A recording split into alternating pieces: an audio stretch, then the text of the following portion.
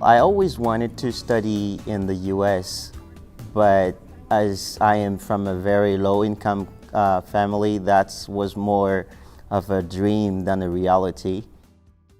At the beginning, my mom didn't want me to come. I was like, Mom, it's gonna be fine. Everything is taken care of. Every time I can, I will call you and I give you some news about how well I'm doing.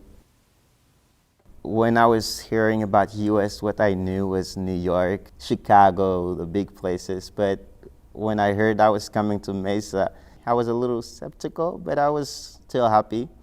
But when I got here, I realized that it's a pretty nice place. You know, I had the view that it was only desert, but here it's a living desert, and that's beautiful.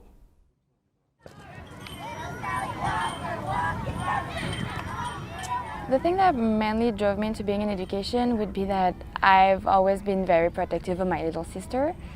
And what made me do special ed is that my aunt, she's handicapped.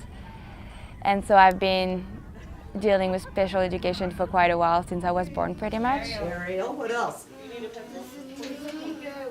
So when I got here and they asked me, what do you want to do? I was like, I want to work with children. And it just happened. I started doing service learning for certain classes of education, and one day they called me up here and I went to the interviews. The next day I got the job.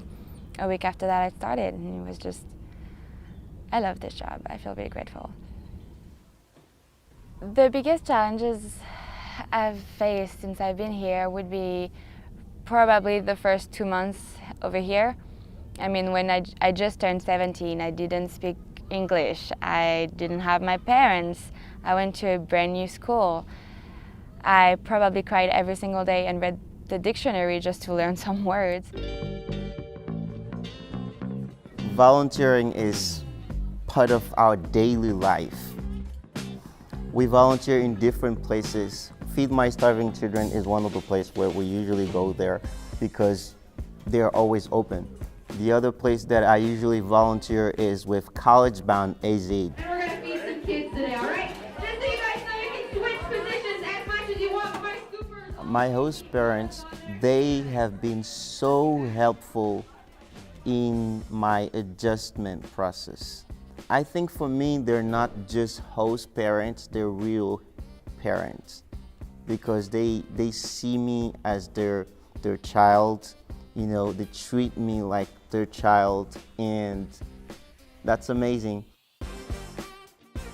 10 months for me is not enough, but it's way more than what I expected, because in this 10 months I did things that I was not able to do maybe in 3 years long.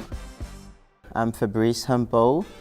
I'm from Côte d'Ivoire, the Ivory Coast of Africa. I am an exchange student here at Mesa Community College. My name is Emma. I'm from Paris, France. I'm 20 years old. I graduated Mesa Community College last May, and I'm currently working with special education in elementary school.